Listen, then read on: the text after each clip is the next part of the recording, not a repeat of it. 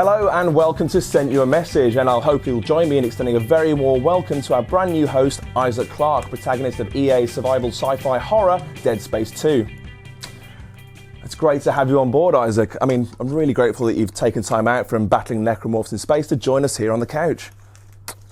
Well, on to our first question. Isaac?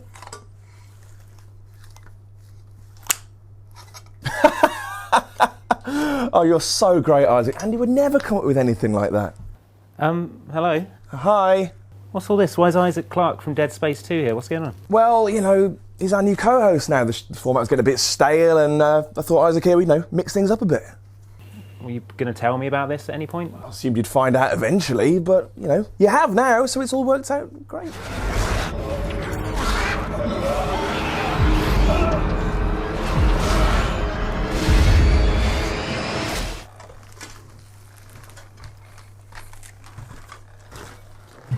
What was all that about? Damn. He does this a lot. He has visions of his girlfriend or something. He might be gone a while. I'll just fill in then, shall I, for him? I suppose. Right, our next question is from Dano Campbell, who... Consider Dano as a nickname yourself? No, and he asks... Like Danny.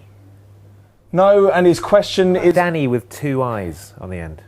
No, anyway, this question is about... Looks nice. Can we just answer the question, please? Abe's Odyssey. It's about Abe's Odyssey. Ah, yeah. There's good news here, actually, as it seems that we could be seeing some new Oddworldery soon. Lorne Lanning, co-founder and president of the Oddworld series developer Oddworld Inhabitants, has told Electronic Gaming Monthly in the States that developer Just Add Water is working on an HD remake of the 1997 classic Abe's Odyssey.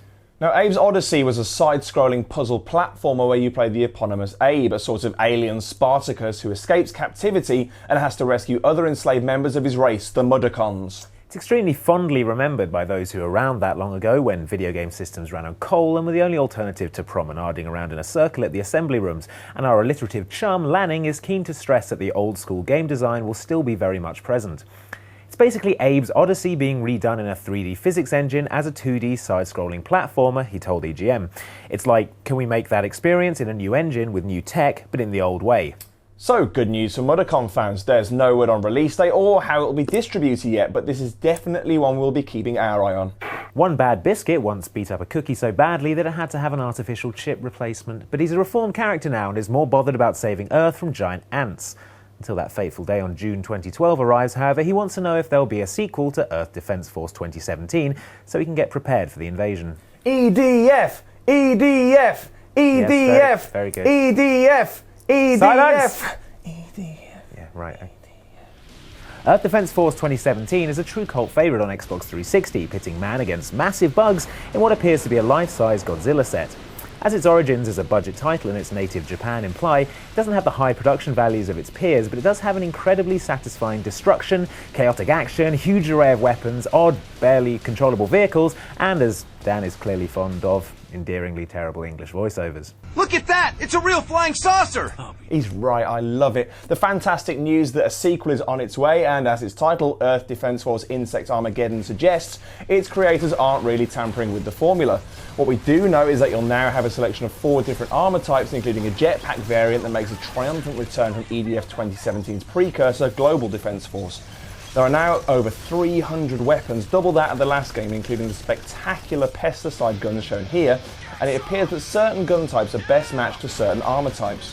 Local split-screen play is still supported for 2 players, but that pales in comparison to the 3-player online campaign and 6-player survival modes, the latter of which pits you against endless waves of oversized garden pests. There's no release date yet, but the good news is that Namco Bandai has picked it up for Europe while D3 is publishing it in the States. Yeah, I know. Great news, isn't it? We should have these guys in more often. EDF! EDF! EDF! That is annoying, isn't it? EDF!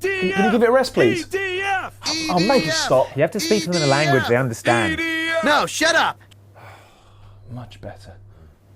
Mr. Jate II continues the noble tradition of his father, Mr. Jate I, by asking if there will ever be a Timesplitters 4.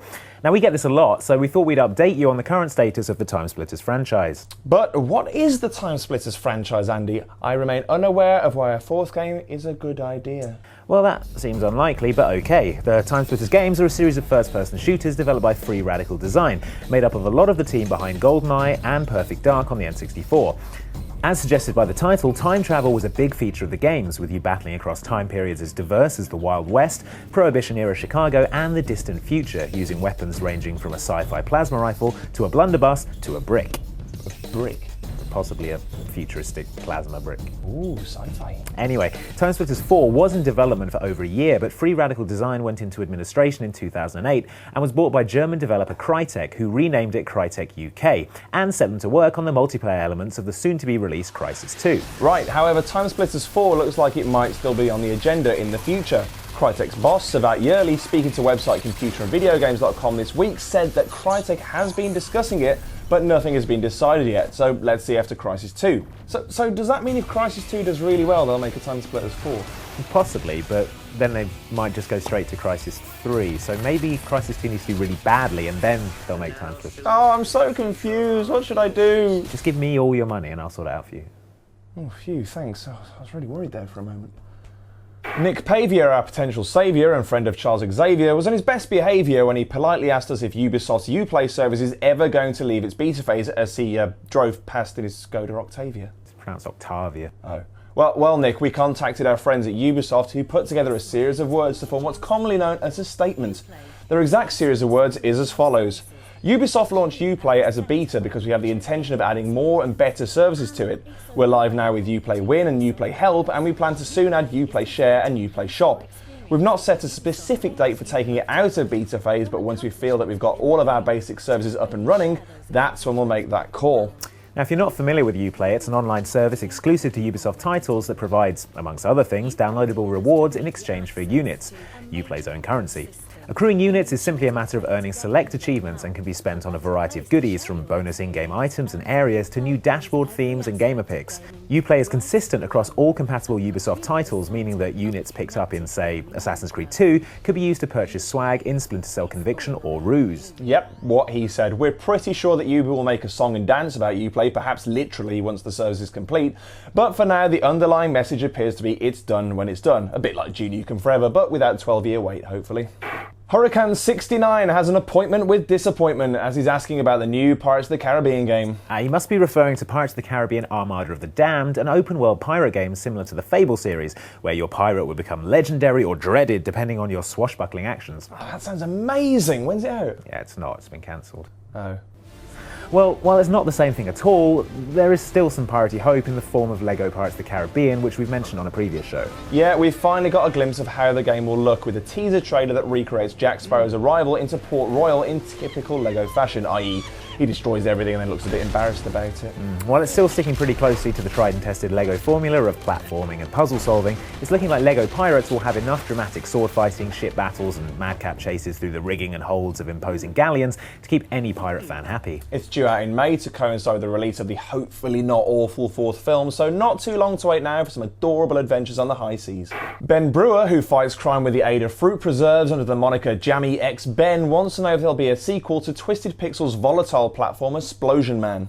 Well, while Twisted Pixel hasn't come straight out and said as much, they did issue a press release to announce that their subsidiary organisation Big Science had finally captured their troublesome explosive creation, and to boast that their new improved facilities would easily deal with a similar threat. They conclude by stating with absolute certainty that such a situation will never actually happen unless they were to accidentally create a Ms-Splosion Man in a freak accident sometime around autumn 2011. Cryptic. Then, of course, there's this trailer for Ms-Splosion Man where exactly that happens. So, I'm reading between the lines here, but there's going to be a Ms-Splosion Man coming in the third quarter of 2011. Well, it's a pretty bold assumption, but yes, that's exactly what's going to happen. Of course, Twisted Pixel is also keeping itself busy with its first Kinect game, the recently announced Gunstringer. Posting on the official game site at www.thegunstringer.com, lead designer Dan Teasdale, formerly of Rock Band creators Harmonix, describes it as a game where you get to manipulate a kick-ass undead cowboy puppet through action-packed stage performances. He's keen to stress the performance aspect with fellow puppet actors and props used to tell a tale of revenge that features action, drama, and in Dan's own words, mildly creepy puppet love. As the first trailer shows, the puppetry mechanic is perfectly suited to Connect, allowing you to target enemies with both hands in the on-rails 3D sections and maneuver your zombie cowboy in a completely unique way through traditional 2D platforming levels. Dan, not you, promises plenty of updates on the official site and says they will attempt to answer any questions tweeted to the Twisted Pixel Twitter account, @twisted_pixel. We're hoping to get some hands-off time with Gunstringer later this month, so make sure to check Inside Xbox with boundless zeal every single day. O0AG0O just really wants to know what's going on with Brink, he says. Yeah, that's a good point. It's gone a bit quiet lately, hasn't it? Well, Splash Damage's runny, jumpy, slidey, shooty shooter is still on the way and has a confirmed release date now of 20th May in Europe and the 17th of May in North America. In fact, Bethesda has gone release date crazy, tossing them around like bread rolls at a food fight. We've got fantasy action game Hunted coming out on the 1st of June in the States and 3rd of June in Europe. Rage, the vehicle combat / shooter game from legendary developers id Software, coming away on 13th of September in the US and the 16th in Europe. And as we've all had repeatedly battered into our heads, The Elder Scrolls V Skyrim coming on 11/11/11. Oh man, that's going to be a glorious day. You mean the day when the question, when is Elder Scrolls V coming out, is replaced with the question, when is Elder Scrolls 6 coming out? Yeah, exactly. And that's it for this week's show. We'll see you next time. Well, Dan will. I assume I've been replaced on a permanent basis. Actually, I think I might let Isaac go. He brought this giant stone marker into the office with him. It's really messed up the feng shui of the place.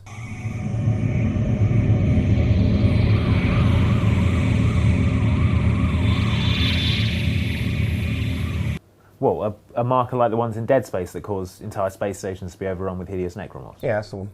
And you don't see a problem with that? Well, like I said, the feng shui's right off. Man, not this again. What? Where are you going? God, he wonders why I'm looking for a new co-host. So unprofessional. Well, he's off doing whatever's so important that he had to abandon the show. I'll announce the winner of our Homefront Parent AR Drone Twitter competition. It's Gary Jones from Oswestry in Shropshire, who said, "I'd spend my battle points on pink camo gear and sequins. War doesn't mean you can't look fabulous." Well done, Gary. We'll be in touch soon so we know where to fly the drone to. As ever, keep those questions coming into the gamertag Sent You a Message, our email account sentyouamessage@hotmail.com, our Facebook page at facebook.com/sentyouamessage, or our Twitter account @sentyouamessage. See you next time, everyone. Where is Andy? Andy, I'm getting scared!